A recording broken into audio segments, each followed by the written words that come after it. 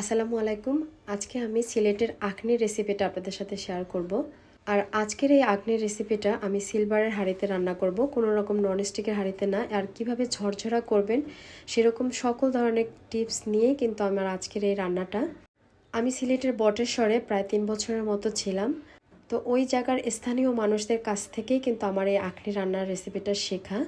যদি কেউ একদম অথেন্টিক রেসিপি চান তাহলে এই রেসিপিটা ফলো করতে পারেন। প্রথমে আমি হাঁড়ির ভিতরে রান্নার রেগুলার তেল দিয়ে নিচ্ছি, তার ভিতরে দিয়ে দেব তেজপাতা, দারুচিনি আর 2টা এলাচ দিয়ে দেব, লং দিয়ে দেব 2টা।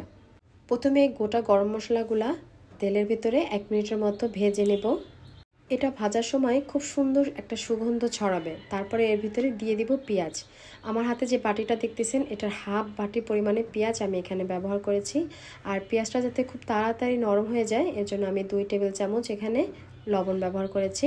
তবে আপনারা আপনাদের পরিমাপ অনুযায়ী লবণটা দিয়ে নেবেন। পেঁয়াজটা একটু গোল্ডেন কালার করে তারপর আমি এখানে ভেজে নেব। এতে করে এটার আখনিটার কালারটা আর কি একটু ডার্ক হবে, দেখতেও সেটা ভালো লাগবে। তারপর আমি এখানে গরু মাংস আগে থেকে ধুয়ে হাফ কেজি পরিমাণে গরু মাংস আমি এখানে দিয়ে দিলাম। দিয়ে দিচ্ছি 1 টেবিল চামচ আদা বাটা, 1.5 টেবিল চামচ রসুন বাটা, 1 চামচ ধনিয়া গুঁড়া আর 1 চামচ দিয়েছি জিরা গুঁড়া। সব মশলাগুলো খুব ভালো করে আবার মিক্স করে নিলাম। আর ঝালের জন্য এখানে দিয়ে দিলাম কাঁচামরিচ। আর লাল যে রেগুলার গুঁড়া মশলা আমরা খাই সেখান থেকে দিয়ে দেবো 1 টেবিল চামচ। আর মাংসের যে মশলাটা থাকে রাঁধুনি, সেই মশলাটা থেকে আমি 1 টেবিল চামচ এখানে দিয়ে নেব। তারপর সব মশলাগুলো খুব ভালো করে আমি মিক্স করে তারপরে এটা কষাতে থাকবো। এখানে কোনো রকম পানিটা অ্যাড না করে মাংসটা কষিয়ে নেব, কারণ মাংস থেকে কিন্তু এমনিতেই পানিটা বের হবে। তো একদম হাই হিটে না দিয়ে চুলার আঁচটা মিডিয়াম টু লোতে রাখলে দেখবেন যে মাংস থেকে বেশ ঝোল বের হবে। আর ঢাকনা তুলে কয়েকবার মতো আমি এভাবে নাড়াচাড়া দিয়ে নিয়েছি। যখন দেখবেন ঝোলটা একদম গাঢ় হয়ে আসবে, মানে পাতিলের তলায় লেগে যেতে চাইবে, সে পর্যায়ে অবধি কিন্তু মাংসটা নাড়াচাড়া দিয়ে কষায় নিতে হবে। মাংসটা যত ভালো কষানো হবে এই খাবারটা তত বেশি টেস্টি হবে। আর আমার মাংসর কষানোটা দেখে হয়তো আপনারা বুঝতে পেরেছেন, তেলটা একদম উপরের দিকে চলে আসবে আর এরকম হবে দেখতে। এখন এর ভিতরে দিয়ে দেব আগে থেকে জাল করা লিকুইড দুধ।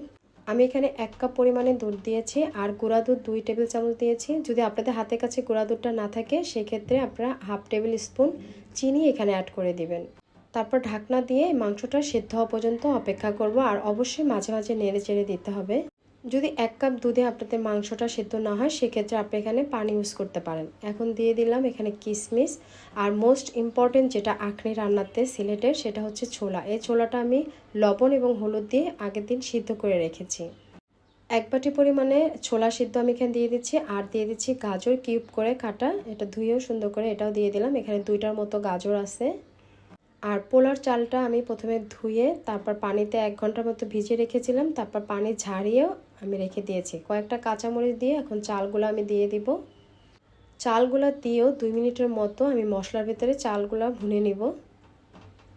তারপরে এখানে যতটুকু চাল ঠিক তার দ্বিগুণ পানি অ্যাড করেছি। আর অবশ্যই কিন্তু এখানে গরম পানিটা ব্যবহার করতে হবে। তারপরে খুব ভালো করে এটা আমি নেড়ে চেড়ে কষিয়ে নেব। সিলেটের এই আখনিটা আপনি গরু মাংস, মুরগির মাংস এবং কি কোনো কোনো ছোট ছোট টঙের দোকানে আমি শুধুমাত্র ছোলা দিয়েও রান্না করতে দেখেছি। আমি এখানে 1 টেবিল চামচ পরিমাণে গরম মশলা গুঁড়া দিয়েছি। তারপর এখানে এখন পানিটা অ্যাড করে দিচ্ছি। আমার দেখা শুধু ছোলা দিয়ে যে দোকানগুলোতে রান্না করা হয়, এটা যে কোনো পেশার মানুষই কিন্তু এটা নিয়ে খেতে পারে পেট ভরে। খুবই অল্প প্রাইসে এটা খাওয়া যায়।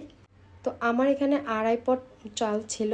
আর এটা যে পটটা দিয়ে আমি চালটা দিয়েছি সেই পটটা দিয়েই ডাবল করে আমি এখানে পানি অ্যাড করে সব কিছু নেড়ে চেড়ে খুব ভালো করে তারপর হাই হিটে রেখে দিব বলক আসা পর্যন্ত। যখন এটা বলক চলে আসবে তখন চুলার আঁচটা লোতে করে ঢাকনা দিয়ে আবারও ঢেকে দিব। যখন পানিটা একদম শুকিয়ে যাবে নিচে আমি একটা লোহার কড়াই দিয়ে তার উপরে পাতিলটা বসিয়ে দিয়েছি। আর লোহার কড়াইটা দেওয়ার সময় চুলার আঁচটা আমার লো টু মিডিয়ামে ছিল। তারপরে চুলাটা একদম নিভিয়ে ওই গরম কড়াইয়ের উপরে আমি পাতিলটা রেখে দিয়েছি। এতে করে পানিটা তো শুকিয়ে গিয়েছে আর পোলাওটা একদম ঝরঝরে হয়ে গেছে। এটা আপনারা দেখে হয়তো বুঝতে পারতেছেন। যারা সিলেটে ঘুরতে যাবেন চাইলে কিন্তু আপনারা বটেশ্বরে নেমে এরকম একটা আখনি খেয়ে তারপরে দেখতে পারেন। আমার কাছে মনে হয় বেশ ভালো লাগবে, আমাদের কাছেও কিন্তু বেশ ভালো লাগে। আর রমজানে প্রতিদিনই তারা এই ধরনের আখনির রেসিপিটা করে, সাথে একটু শাক ভাজি থাকে। আমি বটেশ্বরে একদম স্থানীয় লোকদের সাথেই ছিলাম, তো তাদের এই রেসিপিটা খেয়ে আমাদের পরিবার সবার খুবই ভালো লেগেছে। তো রেসিপিটা আমার সাথে করে নিয়ে এসেছি, আশা করছি আপনাদের কাছেও ভালো লাগবে। আর ভালো লাগলে প্লিজ রিকোয়েস্ট থাকলো আমার চ্যানেলটি সাবস্ক্রাইব করার। তা আজ এ পর্যন্তই, আল্লাহ হাফেজ।